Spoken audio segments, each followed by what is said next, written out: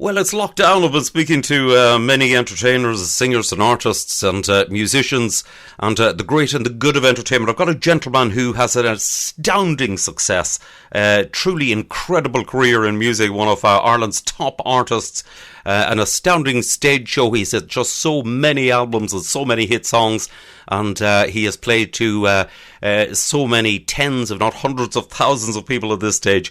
One of Ireland's top entertainers. I'm delighted to say a big hello to the one and only Robert Mizzell. Robert, how are you? Well, I'm great, and thank you so much for talking to me, and good evening to you. I'm glad to be on your programme. A real pleasure, Robert. Listen, you've had astounding success. I mean, from you started out like with the band The Country Kings, and then the huge hit, of course, Say You Love Me. But before that, even you had a lot of success. Yeah, well, I've been involved in the music business here in Ireland for over, I suppose, all in all, maybe over 25 years.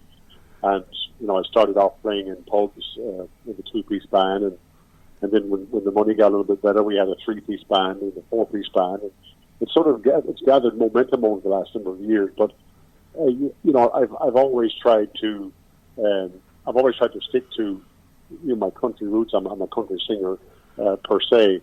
And of course, we've done bits and pieces of a little bit of rock and roll and pop and things like that. But the business here in Ireland has been very good to me, and I'm thrilled that I'm still, even I suppose when I say I'm still in the business, I'm taking a bit of a break, as we all are at the minute. But the business has been very good to me over the years.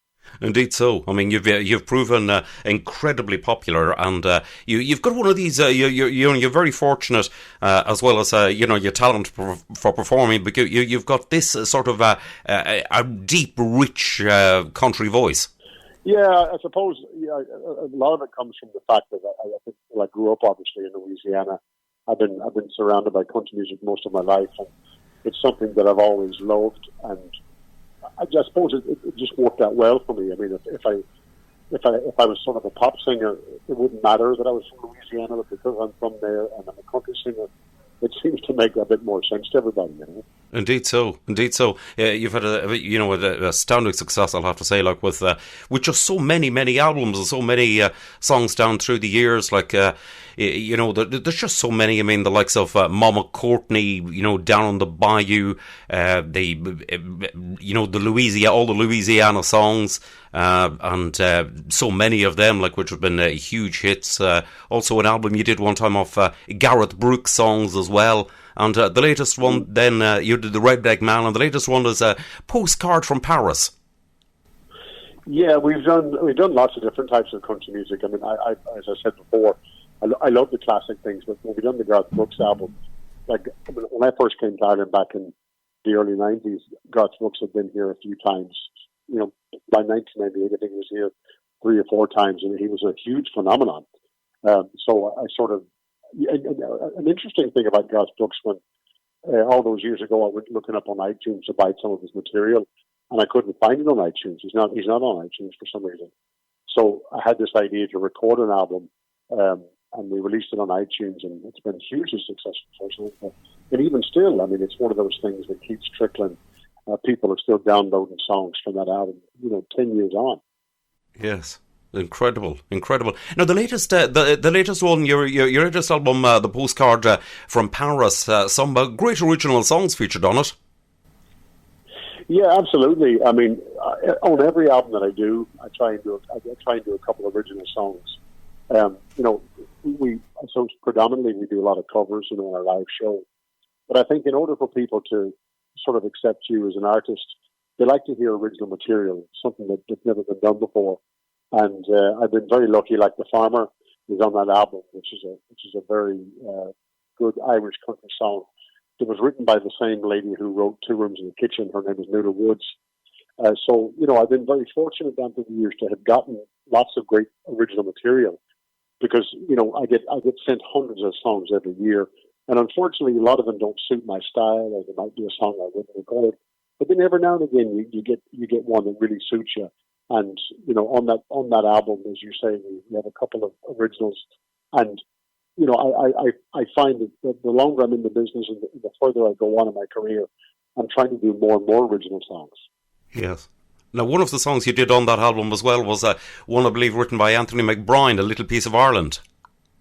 Yeah, look, another wonderful song. We did a beautiful video for it. We shot the video all around the cliffs of Cannavaro. You know, it tells a story of an American who's been, you know, who comes to Ireland a lot and discovered that he actually is Irish himself. So in a lot of ways, it's sort of my story. But recently, it's funny that you mentioned that, because my daughter, my eldest girl, got me a gift of a genealogy test, you know, of Christmas last year. So I sent it in, and it turns out that I'm 85% English, and there's a bit of Scots-Irish and Scotland in there as well. So as it turned out, I think moving from Louisiana, I've always been moving east. So I think I'm getting closer and closer to home all the time. Indeed, that's interesting. It really is. You with the band. One thing that you always do in your live shows is they're always really, really lively, and for the dance shows, they're a really cracking dancing set that you do in a night. Yeah, well, I mean, especially in Ireland, most of our weekly work is done here. You know, people in Ireland love to dance, and I think it originates back from the days of the Céilís and the house parties that people used to have and dance. And you know, they do jives and foxtrots and waltzes. And so our set is mostly made up of those type of songs. But of course, we do a lot of concerts as well, which we can branch out and we can do different types of stuff. But I suppose the meat and potatoes of what we do is for dancing, and you know, we have a legion of dancing fans around the country. And you know, of course, at this time, we're all missing that. And we were just talking before we came on for the interview that, you know, it's probably going to be a long time yet before we can get back to full dance halls and to people jiving and waltzing together. Indeed so. It sort of looks like that at the moment. Now, as well as doing the concerts, one thing that you actually do each year is yourself, Jimmy Buckley, and Patrick Feeney team up together as the Three Amigos. Astoundingly successful tours every year. Yeah, it's something we started over 10 years ago. I mean, we had this idea that we wanted to put on sort of what I suppose, for want of a better word, a variety show. And in that show, you know, we do country music, we do a bit of pop, a bit of rock, and a bit of middle of the road sort of music. And the three of us work so well together, and we sort of have different personalities, but they seem to work together, and our voices are all very distinctive. And, you know, it's been hugely successful. And we've been talking about coming to the UK. You know, before the lockdown came, we were making plans on doing a UK tour. And now, obviously, that's been curtailed at the moment, but I know that if I'm hoping, you know, that when we do finally get to the UK, that the UK music, you know, our music followers will come and check us out, because I think they'll find that it's something like they've probably never seen before. Indeed, it's been a huge reaction, because as well as that, you managed to your three personalities managed to the magic appears to happen on stage, because your three personalities, your wit and sense of humour appear to just you know, come across. It's really, really funny. Yeah, well, I always say that when I'm talking about the three people, it's a bit like three lads in a schoolyard. You know, when you let them out at lunch break, and you just never know what's going to happen. You never know what's going to be said. So, you know, it's always a surprise on any given night that, you know, the banter that we have between each other sort of comes out. And, you know, it really is one of the most enjoyable things that I do as regards music. Indeed, absolutely excellent. Now, since the lockdown, you've actually released, and I believe it was all remotely recorded, the Anne Murray song. You released it on Facebook. Great reaction to it. A Little Good News.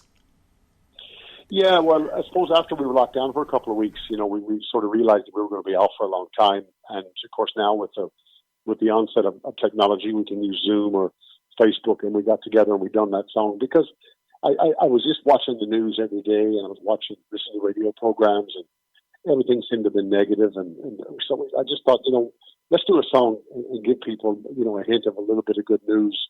So the song says it all, and you know, it mentions Ireland in one verse of the song as well, which I thought was quite interesting. And, you know, the lockdown, I think, for all of us is affected, you know, everybody. However, I think that from our point of view as entertainers and musicians and singers, it's probably affected us you know, as bad as it has affected anybody. because we were the first ones to go off the road or to be locked down when the coronavirus hit. And it looks to me that we're probably going to be the last ones to go back as well. But look, we're optimistic and we're positive as much as we can be. We need crowds of people in front of us to do what we do. But there's lots of ways at the moment through social media to try and keep in touch. And of course, with the radio as well, and interviews like this sort of are a great asset to us to keep our names out there and to get our message across. Indeed, it's nice. It's it is, I must say, great to catch up with you. And so many people actually have contacted me about all the interviews I do with all the various singers and the artists, saying about it's lovely to hear all the various singers because nobody is able to go out and see them perform. Yeah. Well, let's hope that in a few months' time, when the lockdown starts to open up a little bit more. If we can get back into the theatres in the UK, or maybe get a chance. I have another show that I've been working on. As a matter of fact, we were supposed to go on tour with it in May, and it was called the National Songbook, which basically was a celebration of all the songs that come out of Nashville over the last 50 years. And I had a couple of guests with me as well, who were going to be performing with me. So we had to postpone that. So I'm hoping that when this lockdown does end, we'll do that this year in Ireland, and then hopefully early next year maybe get back over to the UK with that show, because I think it's a show that a lot of the UK fans will enjoy. Indeed, that sounds very, very interesting, and something which here again is it's a different slant and a different style of show. Oh, absolutely. Well, we the way we had the show set up, it was a narrated show. With visuals, lots of visual aspect to the program, because I wanted to show. There's lots of George Jones fans out there. There's lots of Johnny Cash fans out there, but there's a generation of younger people who would have never have known these people. So I wanted them to see them and also to hear the type of music that they do as well. And with a full 8-piece band and a lot of special guests. It was going to be a big show, and I'm sort of disappointed that it didn't happen, but I know that it will in the near future. Indeed.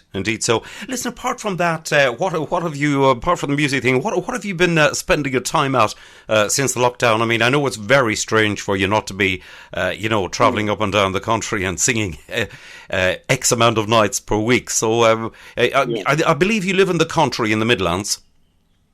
I do. I live just outside Mullingar. I've been down here for very many years. But I suppose initially, like everybody else, there was nothing I could do. My music was dried up and I couldn't do much.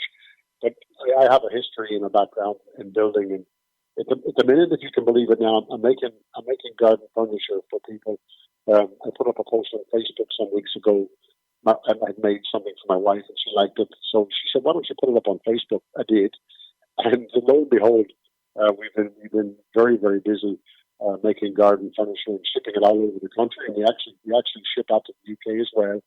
Wow! So that's been keeping me busy. It's given me sort of, I suppose it's given me something to concentrate my time on and to sort of bridge the gap between now and the time that we get back working. Wow! Well done. So is it wooden garden furniture?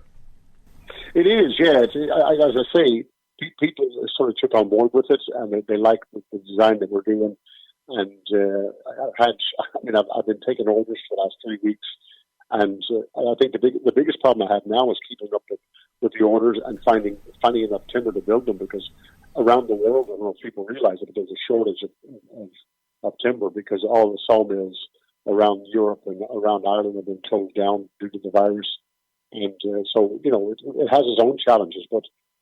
Look, as I say, it's something that I love doing anyway, and at the same time, I can make a few bob from doing it and keep myself busy until I can get back singing again. That's excellent. Well done. And if anybody would like to see some of your handiwork off the furniture, where could they go? Is it on Facebook? Oh, it is indeed. Yes, if you can go to my Facebook page, which is Mizzell. We probably have some photographs on my website as well, but Facebook is probably the most easiest place to find me. And so look, if anybody in the UK would like to hook up with me, sure, we have a great a courier company that I've been working with, and we're keeping them with some local business as well, which I'm delighted for. And we've had inquiries from the UK, so I would love to catch up with anybody who wants to get in touch with us. Oh, excellent stuff. Very fitting, I must say, from your recording of the song "Grandpa Was a Carpenter." Yes, indeed. Yeah, but I suppose it doesn't hurt to have another string to your bow, and I'm just delighted that there is something else I can do, because I know a lot of musicians and singers out there, they're pretty much just grounded. So, I'm fortunate that I can, get out the hammer and nails and do a little bit of work, Excellent, well done. You're multi-talented, Robert. Listen, it's been lovely to catch up with you, I must say.